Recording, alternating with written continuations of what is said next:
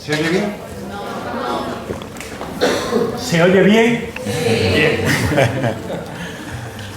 Encantado de estar aquí esta mañana con todos vosotros y todas vosotras. Debo empezar pidiendo disculpas porque sí me hubiera gustado quedarme a todo el acto, pero cuando Nacho me informó del asunto ya tenía agenda cerrada para hoy, pero a toda costa quería estar con vosotras esta mañana.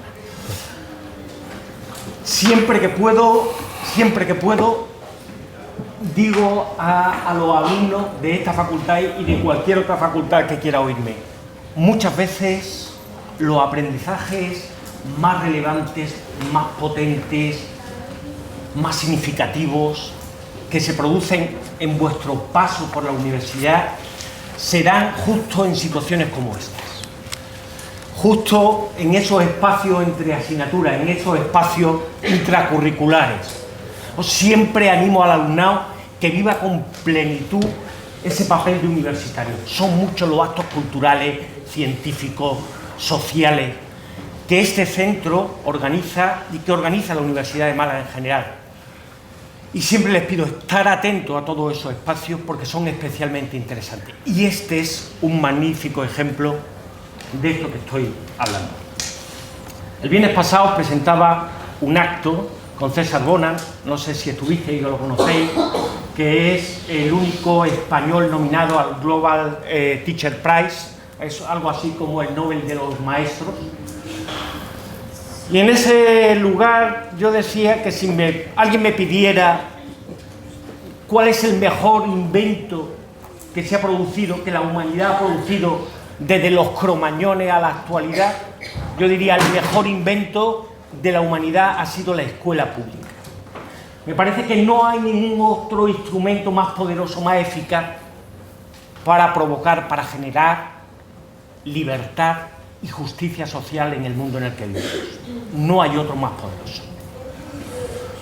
Y además entiendo que ese espacio de formación, ese espacio privilegiado de aprendizaje, de desarrollo personal, está dirigido para todos y todas los ciudadanos y ciudadanas, sin excepción, cada uno distinto, cada uno y cada una con nuestras discapacidades.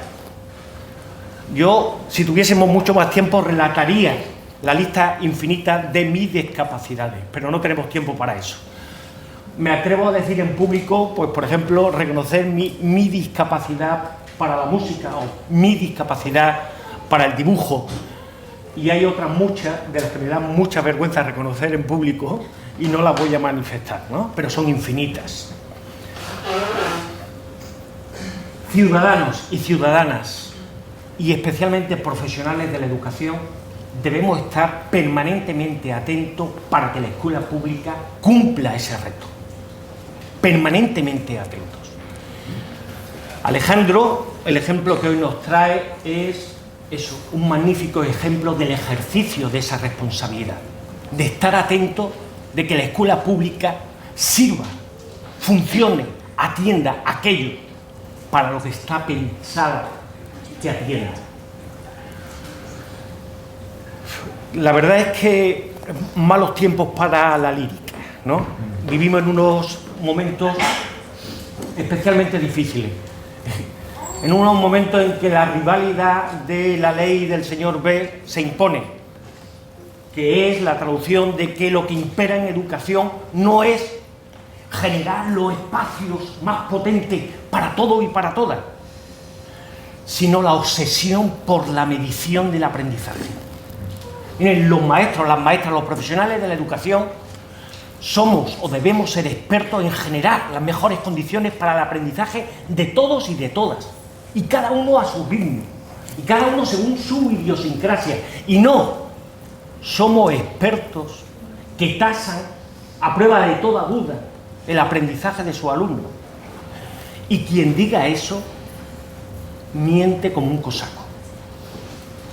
No hay instrumentos, y quiera Dios que nunca lo haya, que lleguen a producir esas mediciones de las que nos hablan todos aquellos que están obsesionados con la medición, obsesionados con los estándares, obsesionados con las medias y las medianas. Esa obsesión responde a criterios sociales y no científicos ni académicos. Insisto, el ejemplo que hoy nos presenta Alejandro me parece el mejor de los ejemplos en esa situación de exigirle a la escuela, a los políticos, que la escuela pública está para lo que está. En el caso particular, me parece que está denunciando corrupción política. El caso del consejero de Educación de la Comunidad Autónoma de Castilla y León es un caso evidente de corrupción política. Que este ejemplo lo traiga a un espacio de una facultad de Ciencia de Educación me parece indispensable. Así que un agradecimiento inmenso por tenerte esta mañana aquí con nosotros y que compartas tu experiencia, tu historia, tu conocimiento con todos nosotros. Ya termino porque hemos venido a escucharlo a él. Gracias a Nacho, gracias a Isabel Borda, vicedecana de Cultura, porque siempre están atentos a facilitar espacios para todos nuestros alumnados de este tipo, que son siempre los mejores.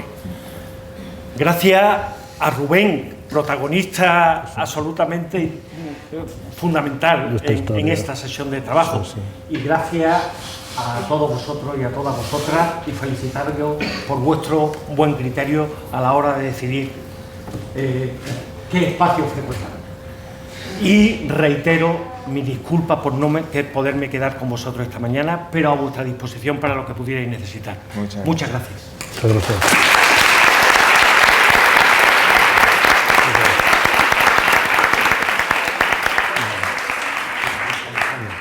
Venga. Bueno, yo quiero agradecer especialmente a Kiko que haya presentado la mesa. Me parece que no es baladí que el decano de la Facultad de Educación haya presentado una ponencia en la que un padre a secas, un padre venga a contar su experiencia como padre en la defensa de los derechos educativos de su hijo, y que la representación máxima de la facultad haya venido a presentarlo. Me parece que es muy valioso. Yo lo agradezco profundamente. Gracias. Gracias. Agradezco también al decanato en general, a Isabel Borda en particular, la vicedecana de Cultura, y al Departamento de Teoría e Historia de la Educación, que hayan contribuido de esta manera a organizar este evento, que es un evento que se sale de lo habitual en la universidad y que me parece que tiene mucho valor, porque que los profesionales nos pongamos a escuchar a la gente me parece que es de gran valor. Y es triste decirlo, pero es de gran valor porque tendemos a no escucharla. Entonces yo entiendo que lo que viene a contar hoy aquí Alejandro pues probablemente incomode en determinados momentos. Espero que también enganche en otros momentos, nos enganche emocionalmente, nos dejemos enganchar emocionalmente por lo que viene a contar, que es la historia humana de una familia en triste lucha con la escuela. Con una escuela que no ha permitido a uno de sus miembros desarrollarse en igualdad de condiciones. Entonces yo agradezco mucho a Rubén, agradezco mucho a Lucía y agradezco mucho a Alejandro que hoy... puede estar aquí Alejandro contándonos su experiencia. Nada más. Tiene usted la palabra, don Alejandro. Muchas gracias. Bueno, ya lo que ha dicho Nacho, el agradecimiento al decanato, a la universidad, por supuesto. A Nacho, sin él no hubiese sido posible esta historia y esta realidad que tenemos hoy aquí, el poder estar juntos compartiendo nuestra humilde experiencia, nosotros como padres. O sea, al final tienes que hacer un poco de abogado, de psicólogo, de logopeda, de educador. Bueno, las circunstancias nos han ido obligando un poquitín a navegar por todos estos ámbitos, pero bueno, en definitiva somos padres que tenemos 2 hijos y pues, vamos, el título de la ponencia pues es la educación inclusiva del derecho a la realidad.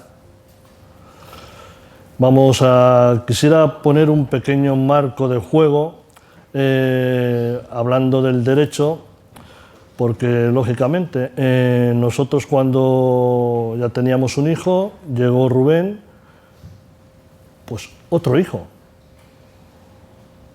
¿Qué proyecto de vida teníamos para Rubén? Pues educarle como a otro hijo más, como le estábamos educando a su hermano mayor. Entonces, hablamos de derecho, hablamos de personas, de ciudadanos, de seres humanos. O sea, vamos a poner en juego el marco en que mi hijo yo le considero una persona, un ciudadano y un ser humano. Entonces, como todos, tiene iguales derechos e igual dignidad, como todos. En eso todos somos iguales. En derechos es fácil, todo el mundo, vale, tenemos que cumplir todos las mismas leyes y obligaciones. La dignidad, ¿qué es la dignidad? En un ser humano, en una persona. Es el valor de la persona.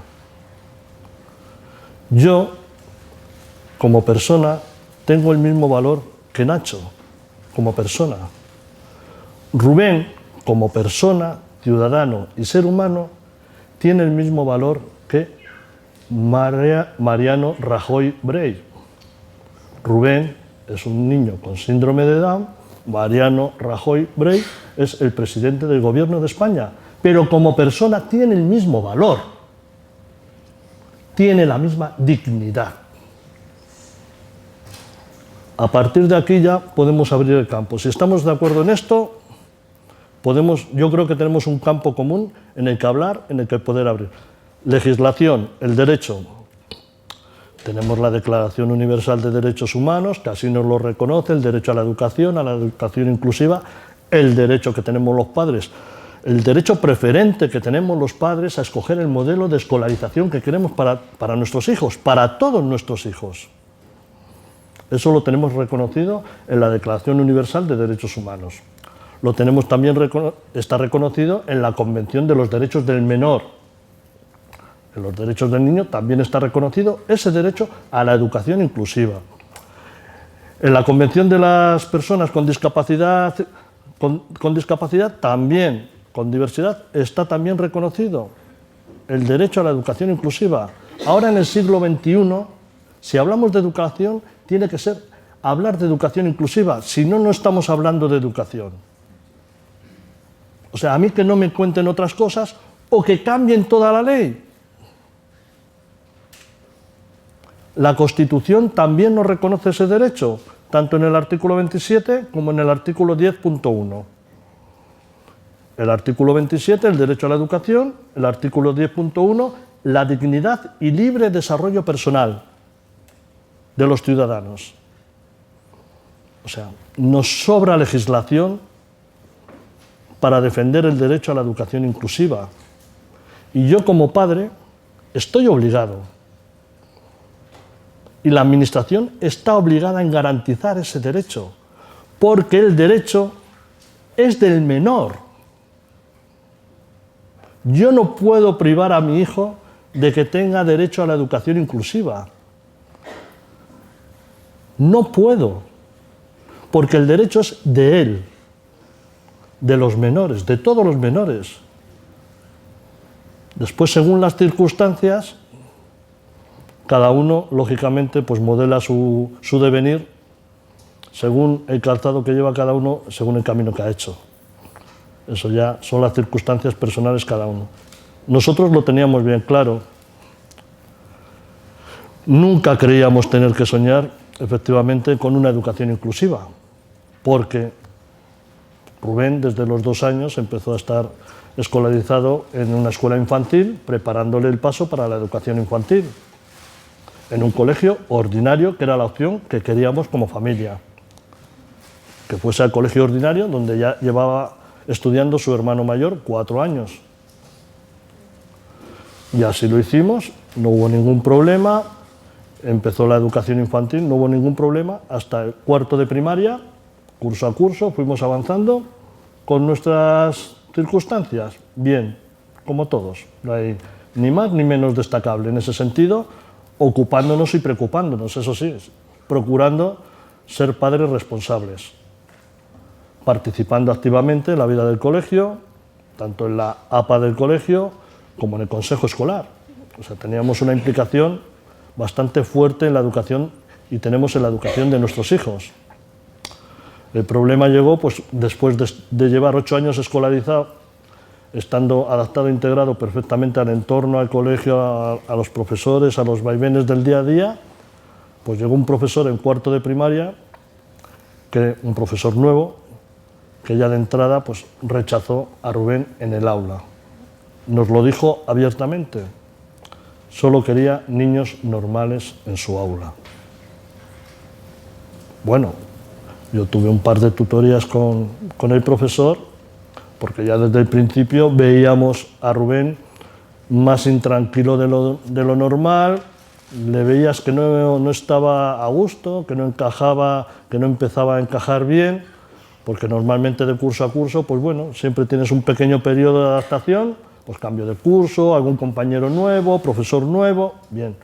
Pero pasado un tiempo prudencial de 15 días, un mes, pues ya sabías que era el devenir normal y sin ningún problema. Pero aquí veíamos que no, algo ya nos estaba dando la voz de alarma de que no iba bien, de que no había empezado bien el curso escolar. Entonces, pues bueno, ya vimos que el niño estaba intranquilo, incluso alguna vez que no quería ir al colegio, cuestión que nunca nos había manifestado. Y después, pues bueno, pues ya a través de los padres, lógicamente los compañeros de Rubén, pues en cuarto de primaria, estamos hablando de 9, 10 años, pues ya los padres manifestaban lo que pasaba en el aula, porque todo esto pues pasaba en el aula a la vista de toda la clase. Una clase pequeña, tampoco eran 15 alumnos, o sea, tampoco era una clase muy... Y lógicamente Rubén con ellos estaba perfectamente adaptado e integrado. El problema, efectivamente, con este profesor, pues después nos enteramos, claro, llegó el tema pues muy... que en una ocasión pues le quiso tirar por una ventana desde un segundo piso, delante de los compañeros, o sea, quería atemorizar a nuestro hijo y de paso atemorizar a toda la clase. O sea, era tremendo las circunstancias que había dentro del aula.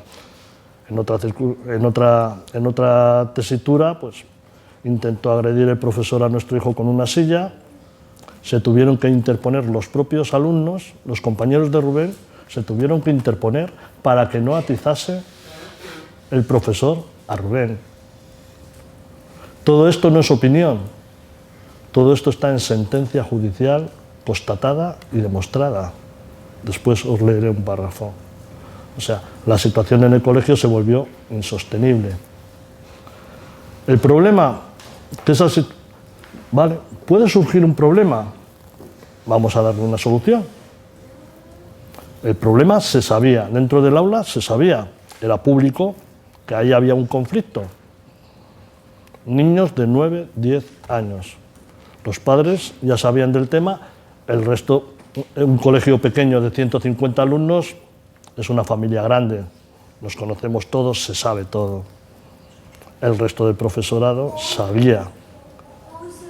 La dirección del colegio sabía. La inspección educativa sabía. La dirección provincial de educación sabía. Sabía porque nosotros se lo denunciábamos por escrito, además. Íbamos a la dirección provincial, no dejabas el escrito en el colegio porque ya sabíamos que lo que quedaba en el colegio no corría para arriba, quedaba allí tapado. Ya desde el principio sabíamos que teníamos que ir directamente a registrarlo a la Dirección Provincial de Educación, registro y copia. Porque, no sé si fue una intuición o tal, sabíamos que esto iba a ser para largo y el proceso iba a ser bastante complicado. Entonces el problema... La gran desilusión que nos llevamos nosotros con el colegio, efectivamente, que después de llevar 8 años con Rubén adaptado e integrado en el centro, pues después, a la hora de surgir este conflicto, ¿quién te responde? Habíamos construido un castillo que parecía muy bueno, pero llegó un profesor, hizo así una carta y se derrumbó todo el castillo. O sea, nos quedamos sin nada.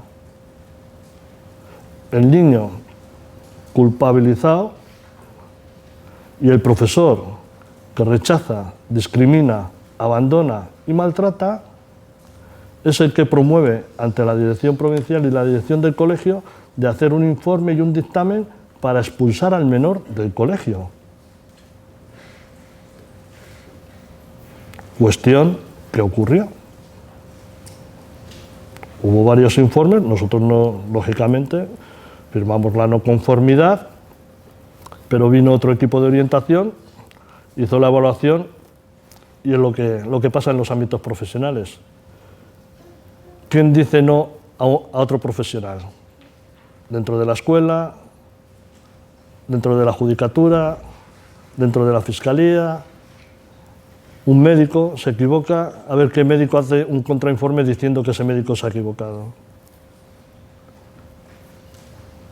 Tendría que ser lo normal. ¿Te has equivocado? Ah, bueno. Pero socialmente estamos como estamos.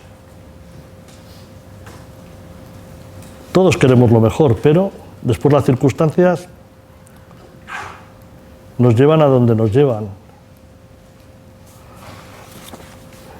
Podríamos hablar mucho de leyes, bueno, tanto de la LOMCE como, en fin, hay un montón de leyes que avalan todo este tema.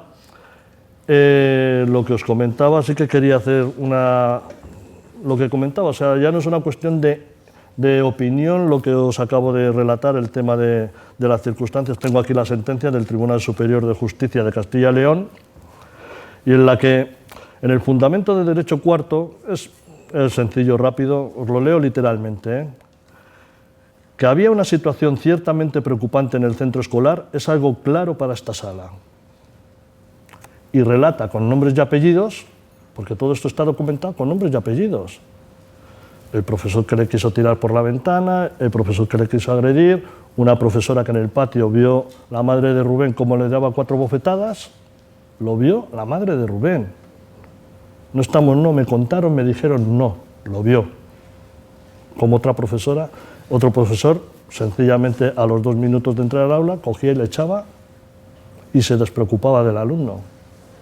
O sea, fue un ambiente que se fue cerniendo ahí, pues, y todo esto, ya te digo, está en la sentencia, está acreditado. Y además razona, dice, efectivamente, la situación en el centro en los últimos años no fue la adecuada a las necesidades del menor Rubén. Parte del profesorado no tuvo una mínima actitud de colaboración o, si se prefiere, la reacción del centro no fue la inmediatamente exigible con la actuación del profesorado.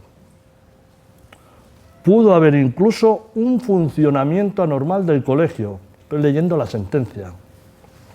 Pero ese era el clima del centro en el que se ubicaba la educación y la asistencia del menor Rubén. Tócate las narices. ¿Me estás reconociendo esto? ¿Me estás reconociendo que el niño está siendo rechazado, discriminado, maltratado? Y después me dices, bueno, es que como hay un informe y un dictamen que dice que para el centro especial, esto eran las circunstancias en el centro que se ubicaba, pero a ver, ¿y el derecho del menor? O sea, no puede ser. No puede ser. Nosotros como padres, lógicamente, nos tenemos que resistir. Pensamos que no estamos haciendo nada extraordinario que no haría cualquier padre. Y más en estas circunstancias. ¿Cómo vas a permitir semejante atropello? Imposible. Nosotros entonces ya, en esta coyuntura y en esta situación, ya teníamos muy claro que lo teníamos que tener muy claro, muy fijo y muy nítido. La verdad que nos sirvió siempre de mucha ayuda un amigo personal que tenemos, Miguel Ángel González Castañón, que es un psicólogo clínico, que es amigo de toda la vida, antes de que naciese Rubén, es orientador en un colegio concertado en León y siempre ha sido, pues, nuestra almohadilla. Nuestra almohada para cualquier cosa siempre le tuvimos disponible, y entonces nos fuimos siempre preparando para esta situación tan complicada, a la que nunca nadie, ni estudiando ni no estudiando, se prepara. Esto es imposible. Como esta realidad hay muchas. Caso Rubén, les da igual o peores. O sea, esto no deja de ser, no quiere decir que sean todos, ni mucho menos, pero, y hay lo que comentamos siempre, hay profesionales buenos, malos y regulares, padres buenos, malos y regulares, como todo en la vida. Pero que es lo vemos, o sea, el tema de la inclusión educativa casi lo comentamos como una noticia estrella, cuando tendría que ser lo habitual. O sea, lo anormal tendría que ser la segregación, la exclusión, y tendría que estar condenado. O sea, cualquier maltrato es penalizable. Maltrato femenino, cualquier tipo, maltrato animal, se penaliza socialmente un montón. Y el maltrato a un menor y a un menor con diversidad, ni los jueces lo castigan. Siendo tan evidente. O sea, esto que se relata en esta sentencia, después también lo ha dado carta de veracidad el juez que nos juzgó hace un mes por delito de abandono de familia. Todos estos hechos los da por demostrados y ciertos. Al final, en este juicio se nos ha absuelto, pero todo esto ha quedado sin penalizar. Perdona un momento. Sí. Yo creo que a lo mejor le serviría a gente que no conoce vuestro caso que relates un poco cómo ha sido el devenir de los hechos, porque por ejemplo ahora acabas de hablar del que se había acusado de un delito de abandono, que probablemente algunos no lo conoce, y después la situación de Rubén tampoco, imagino que habrá gente en la sala que no la conoce. Sí, perfecto.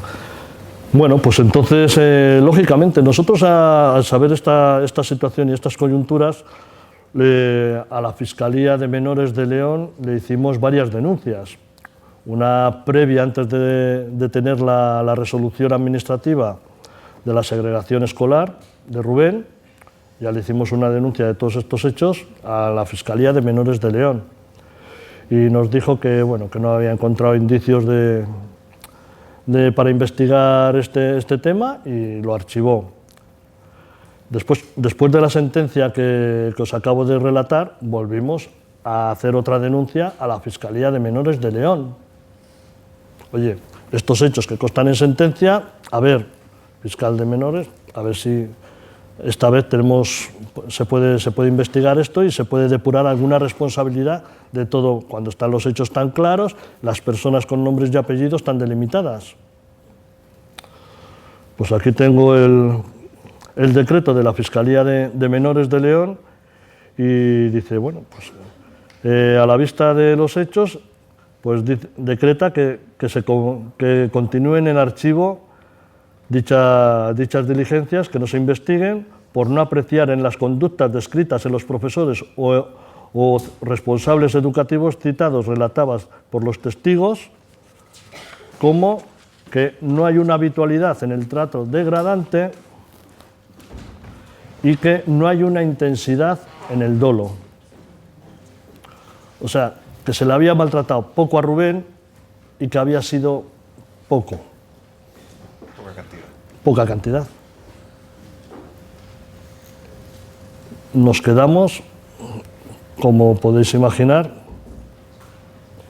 nos quedamos un poco de piedra. O sea, que teníamos que haber llevado un parte de guerra con las heridas, con tal, o un cadáver para que el fiscal de menores hubiese accedido a intervenir en estos hechos. O sea, es que te quedas.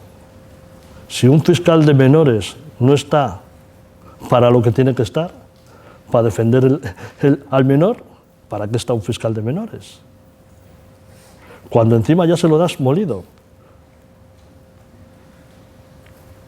Pues nos encontramos, y para más INRI, después de este decreto, pues nosotros, lógicamente, la sentencia que os he relatado, lógicamente, al final reconocía los hechos, pero nos dijo que Rubén para el centro especial. Pues nosotros ya recurrimos al Tribunal Constitucional. ¿Y no lo llevaste al centro especial? No lo hemos llevado, nunca lo ha llevado, y yo siempre le dije a la administración que tenía claro que nunca Rubén iba a pisar un centro de educación especial. Y alguno se preguntará que por qué. Por lo que estábamos comentando, efectivamente. ¿Por qué? Pues sencillamente porque el proyecto de vida que nosotros queremos para Rubén no es un centro. Conocemos centros de educación especial, sabemos, León es una ciudad pequeña, conoces, sabes, y entonces el proyecto de vida, nuestro centro al final es como vivir en dos mundos, son mundos distintos, el centro ordinario y el centro especial. ¿No? Pero si es que estamos en un mismo mundo. Yo no quiero otro mundo para Rubén. Llegará donde llegue, igual que su hermano, llegará donde llegue, cada uno, pero siempre respetando su derecho y su dignidad, y después nosotros le procuraremos facilitar todo lo que podamos facilitarle, pero al final se tendrá que buscar un sitio en esta sociedad como todos. Si hacemos un gueto, si retiramos, si apartamos, así ya escondemos la realidad. Pero no. Mi hijo, ningún niño se merece eso. Y después, además, tengo aquí un decálogo, efectivamente, que me preparó Miguel Ángel. Pero termina contando la historia. Sí. Entonces, bien, llegamos al Tribunal Constitucional. Perfecto. Digo, bueno, pues a ver, en el Tribunal Constitucional habíamos pasado por el Contencioso Administrativo de León, fuimos al Tribunal Superior de Justicia de Valladolid, de Castilla y León. Siguiente paso, el Tribunal Constitucional. Bueno, ya hacía pocas fechas, pues también se había presentado el recurso de Daniel, un niño con autismo de Palencia, que también siguió los mismos pasos y llegó al Tribunal Constitucional antes que nosotros. Y dictó una sentencia un poco por 3-2, dentro del 2 estaba también el apoyo de la Fiscalía, pero al final no se le reconoció el derecho a poder ir a un centro ordinario y ha seguido peleando a Estrasburgo. Y nosotros llegamos también al Constitucional, pero nosotros en el Constitucional el desastre fue total en el sentido de que llegas al Tribunal Constitucional pensando que estás defendiendo el derecho humano fundamental a la educación inclusiva, que es un derecho constitucional. Y el Tribunal Constitucional nos contenta que la sección ha examinado el recurso presentado y ha acordado no admitirlo a trámite, dada la manifiesta inexistencia de violación de un derecho fundamental tutelable de amparo. ¡Buah! Tremendo. ¿Para qué está el Tribunal Constitucional? Para los ratos, para los Gürtel, para la púnica, para los derechos humanos fundamentales. ¿Qué hay que hacer? ¿Una ley para que se cumpla la ley? Sí, es clarísimo. Si todo esto lo estamos llevando por derechos fundamentales, llegas al tribunal, lo mínimo que puedes hacer es mojarte. Puedes razonar sí, no o bueno, pero tienes que entrar al fondo del asunto. Ya no se quiso entrar, se entró en el caso de Azucena y Daniel, pero en el nuestro ya dijeron que, mira, mejor no verlo, porque si no igual nos encharcamos. A la vista de esto, pues lógicamente, pues nada, seguimos al Tribunal de Derechos Humanos de Estrasburgo y bueno, pues la denuncia es muy similar a la demanda que ha hecho también Azucena con su hijo Daniel y bueno, está fundamentada por discriminación y estamos esperando a ver el recurso que tenemos en Estrasburgo, a ver cómo se puede solventar. Ahí estamos esperando, a ver. En todo este paréntesis, la Fiscalía, la famosa Fiscalía de Menores de León, no se le ocurre mejor idea hace 2 años que aprovechando de que nosotros estábamos denunciando y defendiendo el derecho de nuestro hijo, por un supuesto absentismo escolar, nos empieza a denunciar por un delito de abandono de familia a los padres. A instancias de la Administración Educativa, lógicamente, nuestro hijo, como está matriculado oficialmente en el centro especial, y nosotros ya dijimos por activa y por pasiva que por ahí nunca iba a ir, pues fueron pasando las fechas, lógicamente. La Administración es un rodillo, sigue haciendo su papeleo, su marcha, y lógicamente pues al cabo de un tiempo pues bueno, se declaró absentista. El fiscal de menores, en vez de interesarse por qué se declaraba absentista, ni nos llamó, ni se quiso informar del tema, y nos hizo una acusación. Primero, una denuncia. Se nos imputó, después se nos ha acusado y ahora se ha llegado a celebrar el juicio por un delito de abandono de familia. Un delito, tela, o sea, es un delito penal. El artículo 226 del Código Penal, el delito de abandono de familia, conlleva 6 meses de prisión o de 6 a 12 meses de multa, incluso la pérdida de la patria potestad. El fiscal en este sentido fue un poco benévolo, entre comillas. Nos imponía solo una multa de 2.400 euros a cada progenitor. 2.400 euros a mi mujer y 2.400 euros a mí, 4.800 euros, que teníamos que pagar en una audiencia. 4.800 euros, que lo tenéis cualquiera de vosotros, en una audiencia es un día. Me llegó la notificación hoy y mañana tenía que estar ingresado. Si no, nos embargaban los bienes para poder hacer pago de esa multa. Como medida preventiva, hasta que se celebrase el juicio. 4.800 euros es lo que nos gastamos, que nunca digo gastamos, es lo que invertimos nosotros todos los años en la educación de nuestro hijo desde que no está escolarizado en un centro público ordinario, que es su derecho. Sobre 4.800 euros. Más del doble de lo que cuesta a su hermano mayor ir a la universidad. Quitas de un sitio, pones de otro. Soy un trabajador. No penséis que...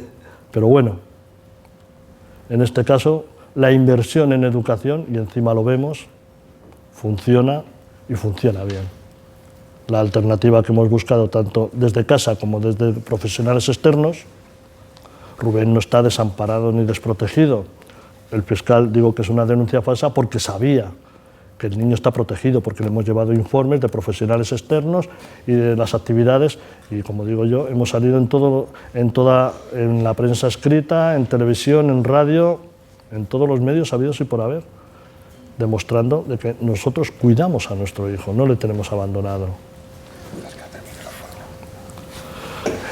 Entonces, Rubén, pues en el día a día, pues desde el principio, pues ya empezamos a organizarnos, desde el principio ya, yendo, pues va a una ludoteca por las mañanas, 2-3 días a la semana, lógicamente tiene la profesional para él solo, porque lógicamente por la mañana los niños están donde tienen que estar, en el colegio.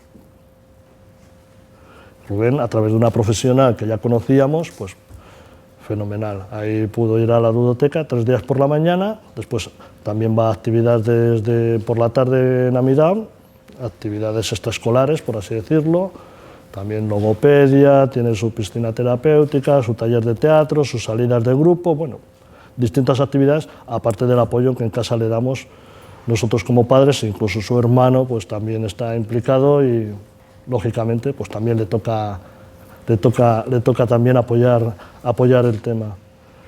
Entonces, en ese sentido, claro, nosotros es un poco el mal menor, porque nosotros siempre hemos querido que Rubén vaya al colegio, que es el sitio donde tiene que estar. La socialización que tiene en el colegio no la va a tener en ningún otro sitio, con los compañeros que tenía de toda la vida. O sea, nosotros ahora estamos intentando suplir una carencia, pero al final el perdedor y el pagador y el pagano de toda esta historia es Rubén. El que lleva ya 4 para 5 años sin escolarizar es Rubén. Estos años tan importantes. ¿Y a la administración le ha importado algo Rubén? ¿A la fiscalía le ha importado algo Rubén? ¿A la judicatura le ha importado algo Rubén? ¿La persona, el ciudadano, el ser humano?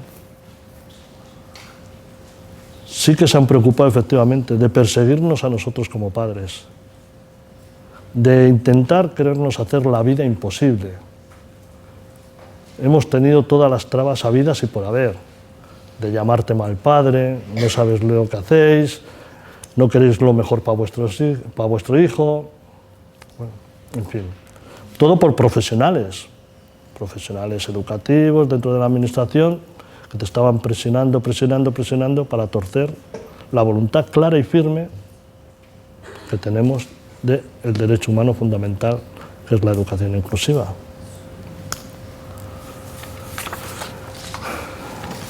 En fin, entonces ya seguimos, bueno, aquí tengo todo el tema judicial.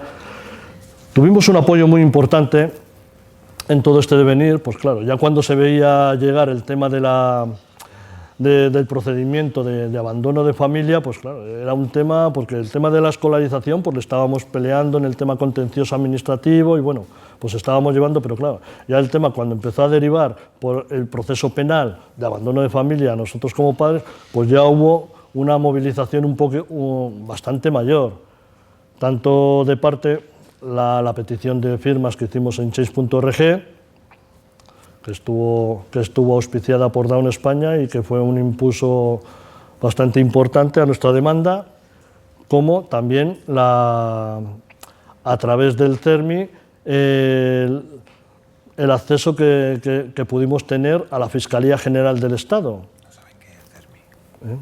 Que no tienen por qué saber qué es el CERMI, el Comité Español. Entonces el CERMI, como sabéis, es la asociación de asociaciones, es lo que aglutina a todas las asociaciones con diversidad, que tendría que estar en todos estos casos presentes y defendiendo y luchando, no haciendo algunas actuaciones puntuales, que es lo que a veces criticamos y desde asociaciones y padres pues se critica. Entonces, a través del CERMI, efectivamente, tuvimos acceso a la Fiscalía General del Estado y se hizo un informe expresamente para el caso de Rubén y otros casos de menores y para esta acusación de abandono de familia. Entonces, la propia Fiscalía General del Estado criticó muy duramente al fiscal de menores de León, porque no había hecho la actuación adecuada en nuestro caso, en el sentido de que ni nos había recibido, ni nos había mediado, ni se había interesado realmente por el menor. O sea, que son circunstancias que dice que efectivamente el fiscal de menores, antes de decidir procesar a unos padres penalmente, o sea, en principio tendrían que haber intervenido los servicios sociales, protección de menores, y decir, llegar a una trabajadora social o los técnicos correspondientes, oye, pues este niño efectivamente está desasistido, está desamparado y tal, hacer un informe y decir, no, eso se lo saltaron. Ya directamente fueron a lo penal. O sea, eso lo critica el informe de la Fiscalía General del Estado, del Tribunal Supremo. Porque además, lógicamente, el fiscal de menores lo dice claramente, la búsqueda de la colaboración del menor y de sus familias es exigible en todo momento, y para eso está. Protegió, hizo caso, sin duda, a la Administración y a nosotros, totalmente no nos hizo ninguna atención ni ningún caso. Entonces ahí, este punto fue bastante importante y en la sentencia pues tiene su relevancia. El CERMI aquí se manifestó también, efectivamente, y el proceso este de abandono de familia lo calificó como aberración jurídica y moral. O sea, fue bastante, y a raíz de aquí también, a través de Solcon, os hablaré después haré un inciso de la asociación Solcon. A través de Solcon se hicieron 2 manifiestos de apoyo para que no se llevase a cabo este proceso de imputación penal de abandono de familia, tanto liderado por un manifiesto liderado por Gerardo Echeita, en el que los profesionales de la educación de las universidades, entre ellos Nacho Calderón, Miguel Ángel Verdugo, Gerardo Echeita, Federico Mayor Zaragoza, apoyaban el derecho de Rubén y nos apoyaban a nosotros como padres en la defensa de ese derecho a la educación inclusiva de Rubén. Ese fue un manifiesto y después hubo otro manifiesto del Instituto Bartolomé de las Casas de la Universidad Carlos III, el Instituto de Derechos Humanos, liderado por Ignacio Campoy, que también nos apoyó en esta dura travesía. Y de aquí pues ya llegamos, pues hace un mes, lo que comentábamos, al final el proceso siguió, a pesar de todas las pruebas que había, de que no teníamos abandonado a nuestro hijo tal, o sea, ya se tuvo que celebrar el juicio. No fue plato de buen gusto, lógicamente, pero bueno, el juez, yo creo que vi en este juez del Juzgado de lo Penal número 1 de León, que al menos noté que sabía toda la historia, se había informado bien de todo el proceso, y aunque la Fiscalía al final del juicio retiró la acusación, el juez quiso hacer sentencia, nos absolvió en el momento y dijo que iba a haber sentencia absolutoria, que después de unos días es la que se publicó, y efectivamente en ella tenemos ahora una herramienta pues, muy importante, tanto el informe de la Fiscalía General del Estado como esta sentencia. Yo creo que puede avalar a muchas familias para saber de que hay un apoyo, de que lo que estamos haciendo no es descabellado, que no lo estamos haciendo mal y que hay que remover muchas cosas, muchas conciencias y muchos clichés que están ya establecidos. Y una de las cosas que efectivamente más me llama la atención de la sentencia, pues, en fin, viéndonos a nosotros, viendo la actitud que hemos mantenido en todo este proceso, dice que los acusados, viendo la situación y todos los hechos de autos, dice, los acusados tienen un criterio, o sea, mi mujer y yo, tenemos un criterio tan sólidamente asentado y edificado como lo estaría una verdadera y propia ideología. Yo es un tema que realmente me ha gustado dentro de la sentencia, en el sentido, efectivamente, nosotros defendemos y estamos en una verdadera y propia ideología, la de los derechos humanos, la de la educación inclusiva. Y si se nos llega a haber condenado, yo por otra cosa me podría haber molestado, pero por esta razón, si hubiese tenido que ir a la cárcel, hubiese ido, sin ningún problema. Si hubiese tenido que pagar la multa y hubiésemos seguido recurriendo, sin ningún problema. Yo por otra cosa digo, joder, pues puedo tener más o menos razón, pero es que esto lo tenemos muy claro. La familia lo tiene muy claro y todos lo tenemos que tener muy claro. Por eso es tan importante el estar aquí, el estar con vosotros, el poder departir, padres profesionales, o sea, esto es, no sé si es la primera vez, pero pocas veces se dan estas posibilidades. Es un caso un poco llevado al extremo en este sentido, pero consecuente. Nosotros lo que sí que siempre hemos tenido claro que íbamos a ser consecuentes y llegar hasta el final. Nos costase lo que nos costase, lo teníamos muy claro. Y estamos muy orgullosos de ello, porque el levantarte por la mañana con la dignidad, el saber que estás defendiendo el derecho de tu hijo, vamos, es impagable. Podíamos haber desistido y tal, pero se me caería todos los días la cara de vergüenza si mi hijo hubiese ido a un centro especial, sabiendo que lo mejor para él no es un centro especial. Porque al final los centros especiales, es verdad, hay padres, asociaciones que lo apoyan. Hay distintas formas de ver, pero claro, también hay que ver caso por caso las circunstancias que te llevan ahí. Se lo ponen tan mal a esos padres, les presionan tanto, los técnicos, profesionales, administración, que es que ya te ves tan asfixiado que dices, venga, vale. pero no porque sea lo mejor para el menor, porque lo mejor para el menor siempre será la socialización y la sociedad, que en un menor siempre, solo y exclusivamente se da en colegio ordinario, en un centro especial no. ¿Por qué? Porque es un cajón de sastre. Se mezcla todo, la dinámica, o sea, es una sociedad paralela, es otro mundo.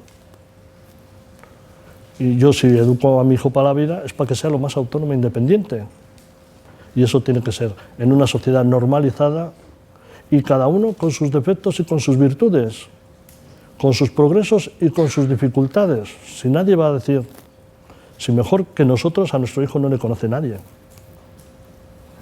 Cada uno mejor que nosotros a nuestros hijos no les conoce nadie, y sabemos perfectamente. Lo que no te puede venir un profesional, que puede tener un criterio, efectivamente, pero oye, cuenta también con los padres, que al final se supone que también tenemos derecho a algo. Pero lo fundamental es el derecho del menor. Pues prácticamente, bien, lo que estábamos comentando también, ahora en enero hubo en León una jornada de educación inclusiva en la que participó Gerardo Echeita, Ignacio Campoy, Miguel Ángel González Castañón, y entonces, pues bueno, ahí hubo cierta, porque en León, claro, os comentaré, ahora ya me paso un poco al tema Solcon. Solcon, que es la asociación un poco que ha estado desde el principio defendiendo pues todo este tema, o sea, es una asociación sin ánimo de lucro para la solidaridad comunitaria y defendiendo todas estas causas de derechos con personas, para las personas con diversidad. Entonces, en esta jornada de educación inclusiva pues hubo cierta polémica con el tema de los equipos de orientación, con los famosos equipos de orientación porque nosotros, yo siempre lo he tenido bien claro, informes escolares, pedagógicos, tiene que haber, lógicamente, porque cada niño tiene unas necesidades y hay que adaptar esas necesidades, tiene que haber. Lo que nunca puede haber, nos negamos, y desde Solcon, a través de un decálogo que hemos puesto ahora de manifiesto, rechazamos los dictámenes de escolarización. Porque el dictamen de escolarización está diciendo si mi hijo tiene derecho a una educación inclusiva o no. O sea, un funcionario, ¿quién puede decir que una persona tiene derecho humano fundamental a una educación inclusiva o no? El dictamen, como bien dice su nombre, es una sentencia. Es una sentencia de muerte social, cuando te segregan y te excluyen del sistema ordinario de educación. Hay que buscar otras soluciones. No es aparcar y olvidarte del coche o del niño. No. Hay que implicarse, hay que mojarse, es trabajo de todos en conjunto, porque al final todos somos diversos, ¿eh? Y aquí nadie está libre de no poderlo ser. Cualquier accidente, cualquier circunstancia, cualquier enfermedad, y a todos nos gustaría que se nos tratase humanamente. Eso es lo que pretendemos y es lo que queremos. Entonces, ya para terminar, pues bueno, el decálogo por el derecho a la educación inclusiva que se ha realizado ya después de... está hecho tanto por Gerardo, por Ignacio Campoy, por Juan Rodríguez Zapatero, que es el abogado de la asociación. Hemos participado también los padres. Entonces, el decálogo que está colgado en la página de la asociación solcon.org, por los 10 puntos que queremos exponer tanto a la sociedad, a los partidos, a todos los movimientos, es sencillamente, pues, punto número 1, la educación inclusiva es un derecho fundamental. No me voy a extender porque el que tenga... Después, punto número 2, la educación inclusiva es un compromiso de toda la sociedad. Toda. Y todas somos todos. Padres, profesionales, administraciones, jueces, fiscales, todos. Punto muy importante, el punto número 3, la aprobación de una ley básica integral de la educación inclusiva. El marasmo este que tenemos de leyes autonómicas y de Eso tiene que haber una ley básica integral de educación inclusiva y tiene que ser una ley orgánica que sirva para todo el Estado. No puede ser que en el País Vasco no haya centros de educación especial y solo haya inclusión en las aulas y en cada comunidad autónoma un reino de taifas. Unos sí, otros no, otros buenos, otros medio pa' aquí, medio... No. Este derecho tiene que ser reconocido y después las comunidades autónomas que desarrollen, pero la ley básica, que en principio está reconocido, lo que pasa es que te dejan un pequeño resquicio y por ahí es por donde se está colando todo. Punto número 4. La derogación inmediata de los artículos 74 de la LOE y 18.3 de la Ley General de los Derechos de las Personas con Discapacidad y de su Inclusión Social. Punto número 5. La escolarización ha de garantizarse siempre en centros ordinarios. Siempre. Punto número 6. Los derechos de los padres. Caramba, los padres tenemos derecho. Pues sí, efectivamente. Hay que decirlo y hay que puntualizarlo. Punto número 7. Deben modificarse procedimientos y orientación de los informes psicopedagógicos. O sea, los informes lo que evalúan al final es la discapacidad o la falta del menor, ¿no? Es que un informe, este menor con estas características tiene estas necesidades. Lo que no tiene es que es culpabilizar y criminalizar al menor. O sea, eso de psicopedagógico no, es un informe pedagógico. Eso de psico, porque al final es que encima hay orientadores que no son ni psicólogos. Y menos psicólogos clínicos, que son realmente los profesionales. Pues es psicólogo pedagogo, pero no tiene nada que ver con la psicología clínica. ¿Tú qué me estás evaluando comportamientos, historias, de las que no tienes ni idea? Y me estás diciendo a mí, además, que tú lo haces bien y yo soy el que estoy equivocado. Habráse visto. Punto número 8. Ha de ponerse fin a actuaciones represivas contra los padres que ejercen el derecho a la educación inclusiva de sus hijos. Caso nuestro, otros similares. Punto número 9.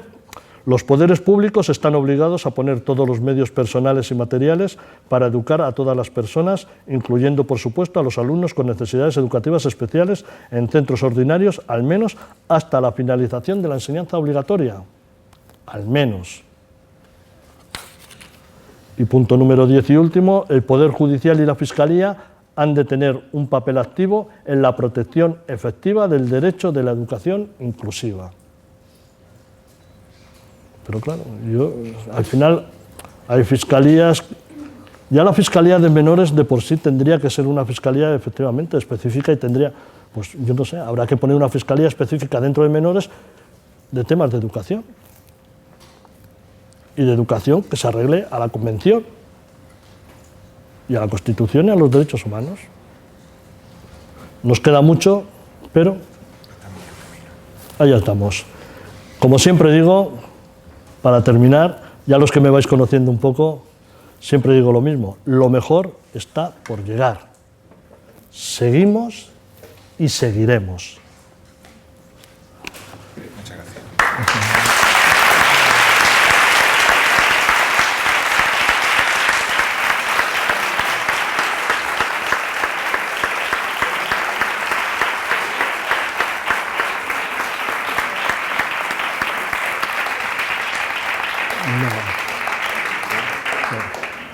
Bueno, esto es una sorpresa que le quiero dar a Nacho. Esta es la camiseta de Rubén, que expresamente se la quiere dedicar a él y yo se la voy a ofrecer para que la tenga. Para Rubén de Nacho.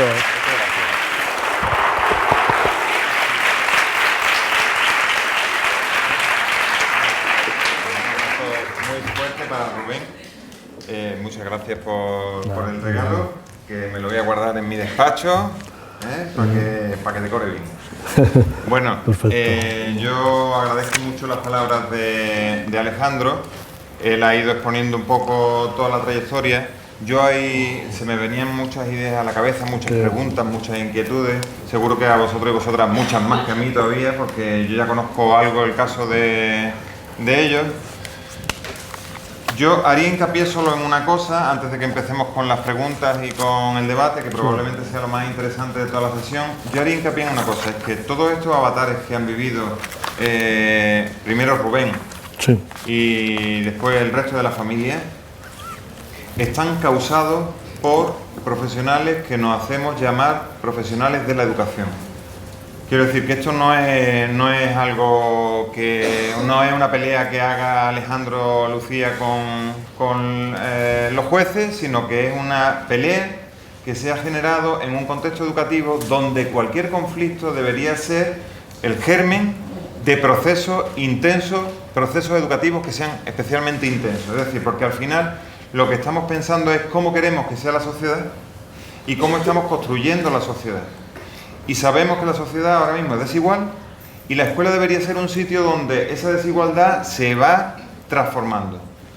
Sin embargo, de las palabras que yo escuchaba a Alejandro, lo que saco es que en buena medida, y esta historia que parece como muy truculenta, como muy rara, en realidad no lo es tanto, tristemente no lo es tanto, deberíamos nosotros ser ese germen, prestar ese apoyo que esa familia necesitaba para defender el derecho a la educación de Rubén. ¿Y qué papel hemos tomado los profesionales cuando se genera el conflicto, ¿no? Decía él que era un castillo de naipes, todo parece que marcha hasta que de repente alguien hace ¡pop! Y todo se cae, y todo se rompe, ¿no? Bueno, yo agradezco mucho y empezamos, si os parece, a preguntar y a comentar a Alejandro. Perfecto. Quería preguntarte, ¿tuviste tutorías con ese profesor, vamos a llamarle profesor, maestro nunca, que hizo clic al castillo de naipes? ¿Tuviste tutorías con él para que lo explicara por qué no quería a vuestro hijo en... Sí, no, y tuve varias tutorías con él y con otros profesores, porque nosotros viendo ya nada más que se nos encendió un poco la luz de alarma, dijimos, oye, a hablar directamente con el profesor a ver qué pasa, porque ya veíamos que el tema... Pero ya te digo, o sea, sencillamente te encuentras con el muro de decir, no, él lógicamente es un mal profesional, o sea, entonces lógicamente lo que quería, dices, bueno, a ver si me lo aparto, porque al final la experiencia nos lo dijo. Al principio el problema era Rubén, que era el más débil, entre comillas. Después, al mes, el problema era toda la clase. O sea, el problema era el profesor. O sea, era clarísimo. Y es que además no se avenía... Dentro tuvimos una reunión en el consejo escolar y tal, y no se avenía a rectificar ni a considerarlo. Y los demás, ese es el problema, que todo el mundo callaba. O sea, sabiéndolo, el resto del claustro de profesores, en el consejo escolar, la inspección educativa, o sea, es que se sabía. Y nadie apoyó a Rubén. O sea, incluso se dejó que ese profesor instase al equipo de orientación, dice, claro, ¿cómo iba a ser el informe? Si ya el profesor que está maltratando te está instando a que hagas un informe, ¿para qué? Le hacía la vida imposible a nuestro hijo para que ese informe, claro, le diese la razón, entre comillas. Pero sí, nosotros siempre hemos intentado hablar, colaborar, incluso ahora seguimos... Hace unos días he vuelto a presentar otro escrito en la Dirección Provincial de Educación, después de la sentencia de, ya que no nos podéis meter en la cárcel, al menos a ver cómo arreglamos el tema de Rubén. Porque al final la sentencia absuelve, pero no resuelve la escolarización de Rubén, que es en lo que estamos, y nosotros vamos a seguir. O sea, en eso no vamos a cejar.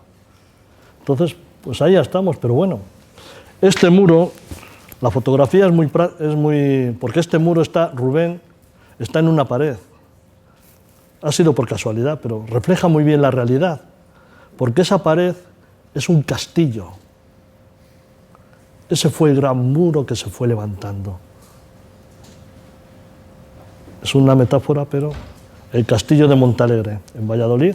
Esta es una foto, además, de cuando fueron los hechos. Perfecto. Sí.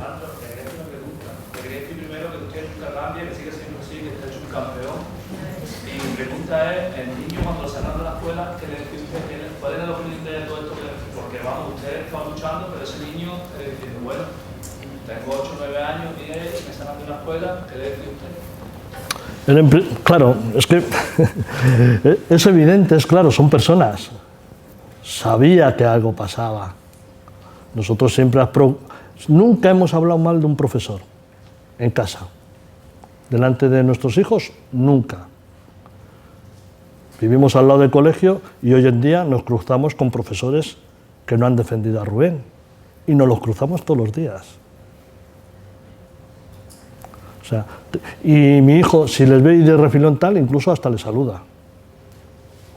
O sea, te quiero decir, por nuestra parte nunca hemos hablado mal de los profesores a nuestros hijos. Rubén lógicamente lo notó. Desde los 3 años hasta los 10 que ocurrieron estos hechos, lógicamente sus compañeros de barrio y de colegio son ahora también los amigos con los que se saluda en la calle, porque seguimos viviendo en el mismo sitio. Y los compañeros de barrio son los mismos. O sea, él claro que lo notó. Y lo echó en falta. Le dimos una alternativa, pero sabía que no era... El cole era el cole. Sus amigos eran sus amigos. Eso, lógicamente, ahora después de 3 años, porque se termina la etapa escolar de primaria y ya pasas al instituto, cambias de centro, después... Entonces ahora ya no... Todos estos años se han perdido, desgraciadamente, de convivencia, de socialización, porque Rubén es muy autónomo. Cada uno tiene unas características, pero Rubén sabe leer perfectamente, escribe perfectamente, hace operaciones sumas, restas, multiplicaciones perfectamente, estudia con su madre el conocimiento del medio, pues nociones básicas, tal, se defiende, coge el autobús, va a la asociación, por León anda bastante libremente, es una ciudad pequeña, peatonalizada, el centro histórico vivimos. O sea, nosotros le estamos educando, entonces, pero lógicamente él lo notó y lo notó mucho. Ahora el problema dice, oye, y si tienes que volver al colegio, dice, ¡uf! Claro, ya lleva 5 años llevando otra rutina, otra experiencia, está cómodo ya en esta... Claro, es que nos pasa a todos. Los cambios es que son tremendos y son tremendos para todos. Y ellos tienen además una sensibilidad muy especial. Nosotros en casa, aparte de los apoyos que te he dicho, nosotros, hombre, nos consideramos unos padres formados e informados. Entonces su madre, por así decirlo, lo que es conocimiento del medio, lectura comprensiva, eso lo hace su madre, su hermano, con su hermano estudia inglés y conmigo estudia matemáticas. Lo hacemos transversal, después hablamos con los profesionales, con los que después también interactúa, y entonces entre todos vamos en el mismo sentido. Oye, pues estamos incidiendo en el manejo de la moneda, estamos incidiendo en el manejo, en hacer esto, cosas prácticas, porque es donde se va a desenvolver. Rubén el día de mañana, pues como cualquier ciudadano, ahora estamos en la inclusión educativa, después será en la inclusión laboral, pero tenemos que seguir, por eso digo, seguimos y seguiremos. Hay por aquí otra palabra.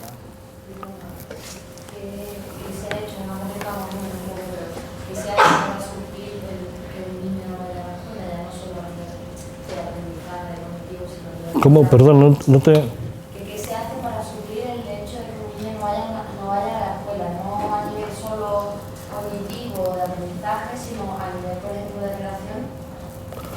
Claro, intenta suplir, pues lógicamente, pues vas a los parques. Lo bueno que el León hace mucha vida de calle. Entonces, no hay problema de salir a la calle y encontrarte, ir a parques y encontrarte.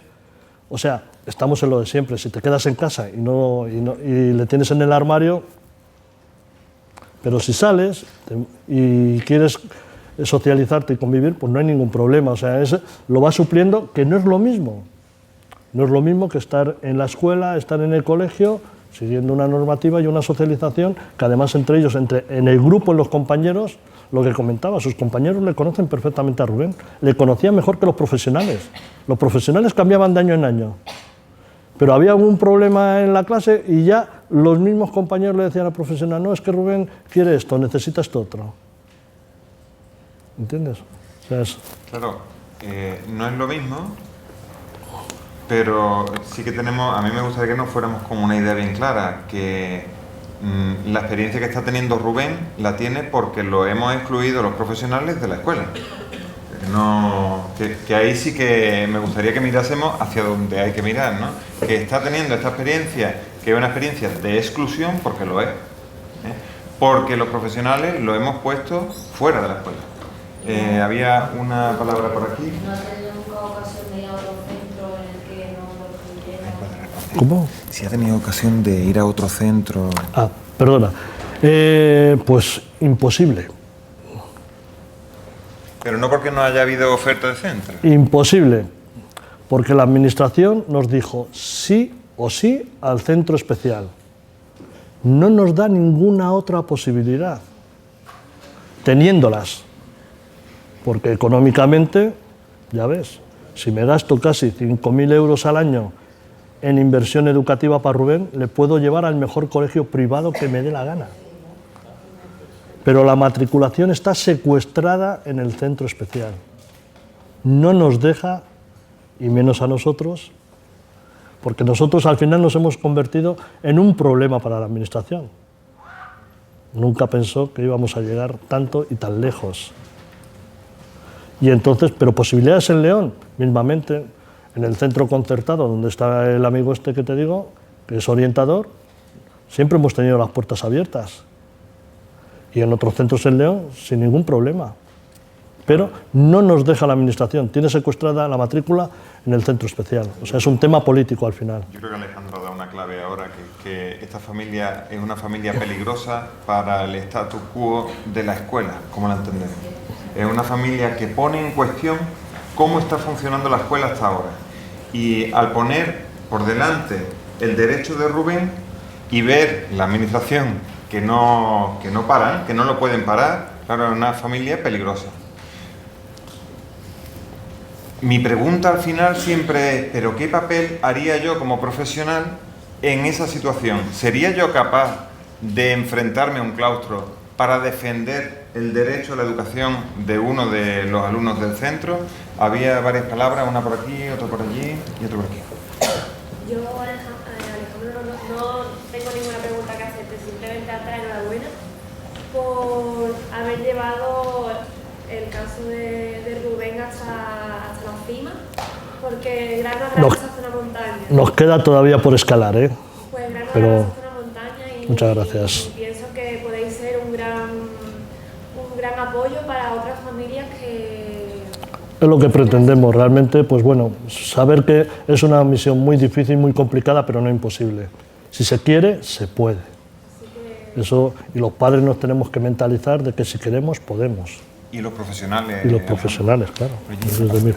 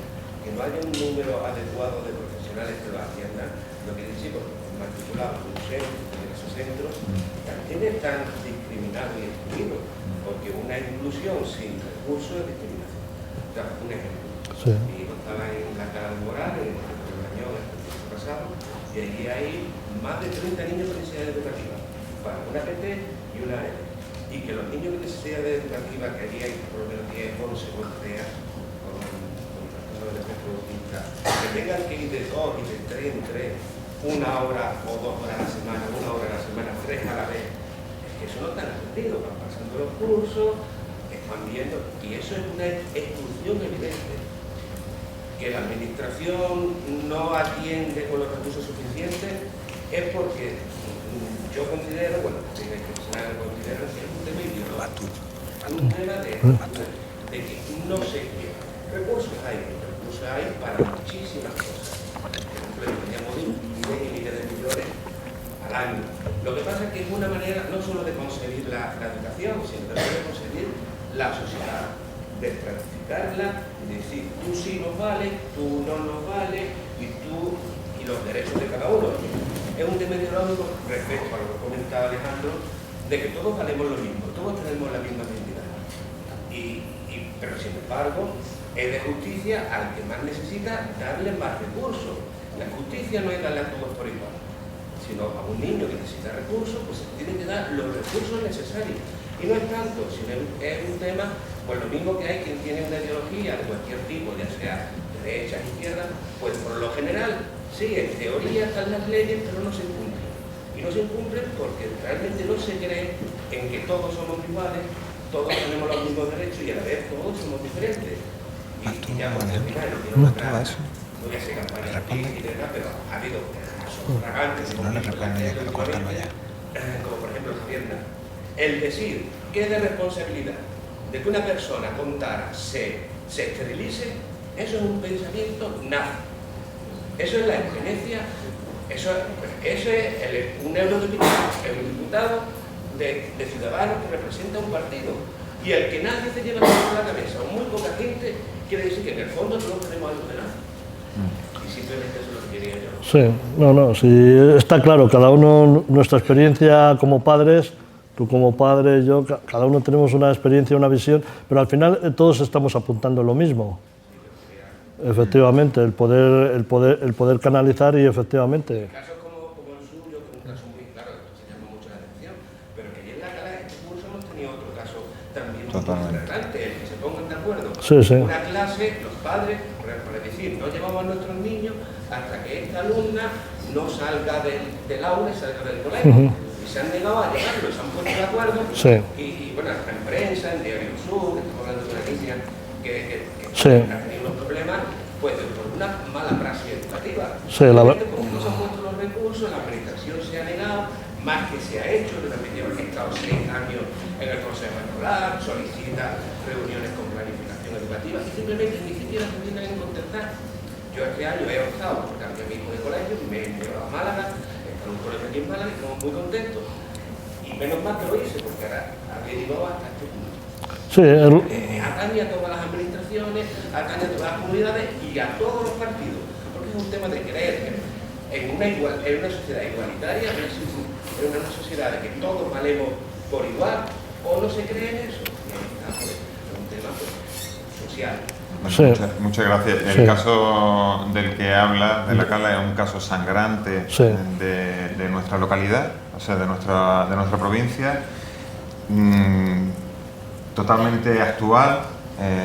Veía en las redes sociales que la madre de esta chica había oído la conferencia de Alejandro y decía que ellos estaban en la misma lucha. Cuando yo planteaba que el caso de Alejandro, aunque parezca un caso horroroso porque haya ahí un profesor agrediendo y tal, no es un caso tan raro. Es verdad que a lo mejor con esos datos concretos no los hay, pero casos de exclusión continua como lo que tú has comentado, casos de exclusión porque no se dan los recursos que se deben dar, pero además también yo haría un poquito de hincapié en el tema de que muchas veces la excusa que ponemos para incluir los profesionales es los recursos, y el derecho a la educación no puede depender de los recursos. Es decir, que nosotros como profesionales tenemos una responsabilidad con ese grupo de niños y niñas. Lo podremos atender mejor o peor dependiendo de esos recursos que nos dan, pero es a todos esos niños y a todas esas niñas. Hay varias palabras por aquí, pero hay una que la hacen por internet y como están en desventaja, yo la voy a leer. Digo en desventaja porque no la vemos. La hace José Santamaría, decía: soy José Sánchez Santamaría, profesor de Pedagogía de la Universidad de Castilla-La Mancha en el campus de Cuenca.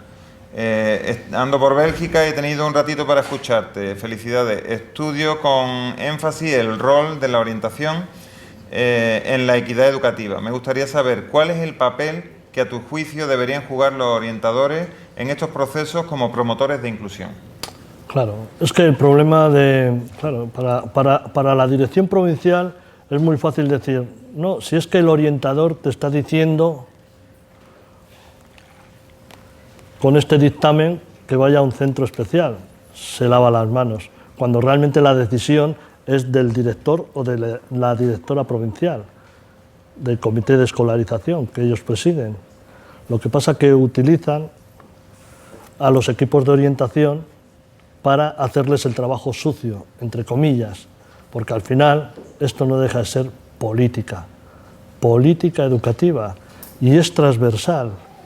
Esta problemática que hay aquí en Andalucía, que a mí me llama la atención porque vengo de una comunidad autónoma que es del Partido Popular de toda la vida, pues pensé que en Andalucía estos temas sociales podían estar ya un poco más de esa manera, pero veo que están parecidos o casi hasta peor. El caso de Gloria, la verdad que me desbancó totalmente. La utilización que hace la administración educativa de los padres, y ya no digo de los niños, es increíble, a mí me ha desbordado.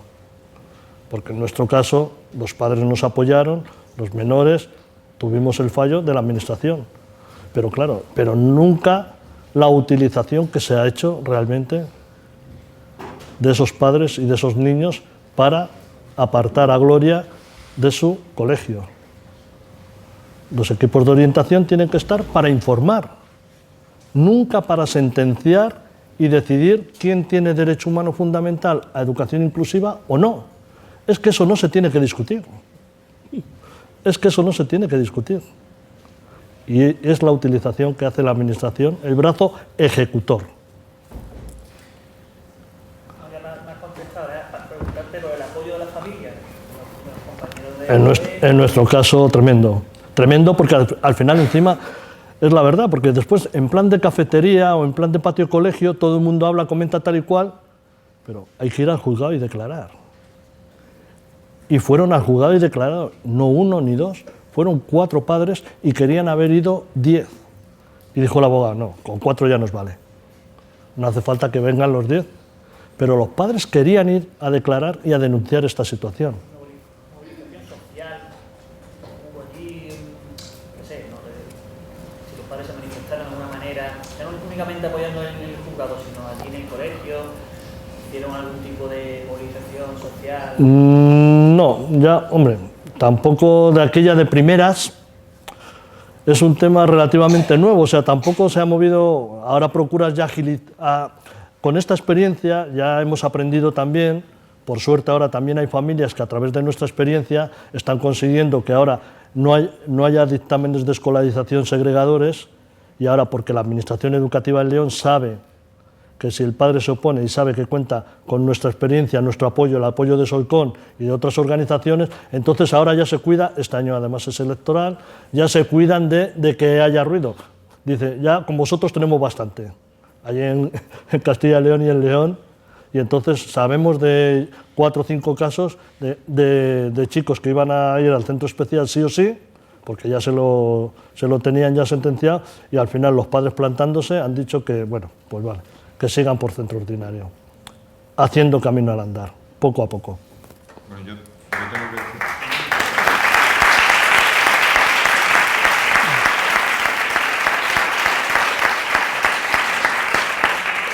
Yo tengo que decir que el caso de la familia Calleja está teniendo cada vez más repercusión. Yo me quedé sorprendido cuando hicieron la solicitud de firmas y recogieron 150.000 firmas de apoyo de la ciudadanía. Y claro, yo cuando veía aquello pensaba, tienen todo este sustento de la ciudadanía, pero ¿qué ha ocurrido en el centro para que los profesionales no hayan sustentado con suficiente fuerza como para que no hubiera sido excluido? Que de alguna manera ahora lo estamos viendo como que es algo inaudito, pero que en realidad lo hemos construido nosotros. ¿Había otra palabra más por aquí? No, yo solo el tema del caso de la cara, y por mi caso, por otros que conozco, el tema de justificar la falta de recursos en el centro es una justificación. Los recursos muchas veces están y se usan muy malamente. No, es que además... Se usan más para perjudicar que para beneficiar al... Es que además es una excusa de mal pagador, porque la educación especial es mucho más cara que la educación inclusiva. Y ahora con el tema de la crisis nos están queriendo vender la moto, querer justificar, pero la educación... Porque en un centro especial haces a una persona dependiente para toda la vida. El que sale a los 21 años del centro especial, la administración ya se lavó las manos. Pero esa persona ya no se defiende. O sea, es carísimo para la sociedad. A una persona, si la haces autónoma, independiente, hasta donde llegue, siempre será... Yo lo que no, como me decía el profesor, no, si tu hijo va a ir del brazo toda la vida, ¿pero qué me estás contando? O sea, no tienes ni idea. Pero eso está sentado. Y hay gente que piensa en ello, ¿entiendes? Pero bueno, es lo que tenemos que cambiar. Bueno, ¿hay alguna palabra más? ¿Alguien que quiera hacer? Primero que nada, una felicitación porque el hecho de que haya personas como vosotros generar conciencia, que es lo que le falta a la sociedad para humanizarse, generar conciencia, ¿no? Hay mucha falta de mucha deshumanización en el mundo actual. Lo digo desde una vivencia. Yo soy argentina y a mí en un aeropuerto español discriminaron a mi hija siendo menor y me tocó vivir una situación muy difícil. Y el único que me dio la razón fue el defensor del pueblo, que supongo que vosotros, porque es a lo primero que hay que ir. Lo que pasa es que yo no tenía recursos para seguirlo, ¿no? Entonces eso quedó ahí. Y yo me quedé con ese dolor de que me hayan deportado a mi hija. Pero este tipo, poder moverse, poder generar conciencia es muy importante para que estas cosas no sigan pasando. Entonces mi pregunta era concretamente a vosotros, el defensor del pueblo, si también les había dado la razón o si, bueno, si había utilizado ese recurso. La pregunta era, perdón. Sí, que si el defensor del pueblo os ha apoyado a vosotros o no. Sí, el tema de la educación inclusiva, efectivamente. Es que apoyos, es que la verdad que estamos consiguiendo apoyos, pero al final el defensor del pueblo en Castilla y León es el procurador del común, nos apoya incondicionalmente, nos cede su sede para impartir la jornada de educación inclusiva, hace un informe favorable instando a la administración educativa a que se cumpla la convención, a que el derecho de la educación inclusiva sea efectivo, el derecho de los padres. Apoyos, lo que pasa que es que los políticos, el problema es político, no les hacen ni puñetero caso, porque son órganos consultivos. Te puedes tener informe de la Fiscalía del Estado, hay sentencias, puedes tener los defensores del pueblo, que además hicieron en Lanzarote el año pasado, se reunieron todos los defensores del pueblo de las comunidades autónomas, apoyando la educación inclusiva, tal, pero después, al final, los políticos salen por peteneras, o sea, es un tema político y es un tema transversal, pasa en todo el país. Quitando en el País Vasco, que ya te digo que no hay centros especiales, en el resto del país, casos como el nuestro más o menos sangrantes, por todos los sitios, o sea... Entonces el problema es ese, apoyo sí, derecho también, pero la realidad, comentamos, del derecho a la realidad. Bueno, ese es el problema. Si no hay más preguntas, yo creo que ya hemos tenido entretenido aquí a Alejandro un buen rato. Encantado. Hay toda una tarea que hacer, que es cuando salgamos de aquí, yendo a casa y reflexionando, pensando qué papel estamos ocupando nosotros y nosotras como profesionales en este proceso de hacer la escuela para todos y todas, para que todos y todas podamos aprender y participar en ella.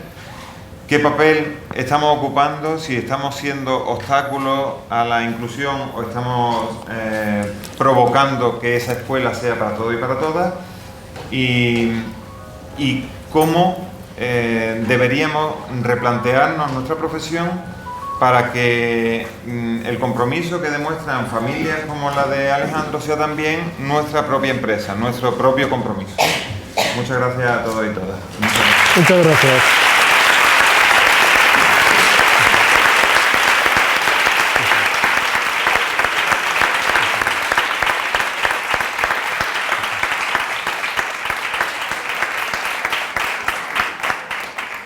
Gracias.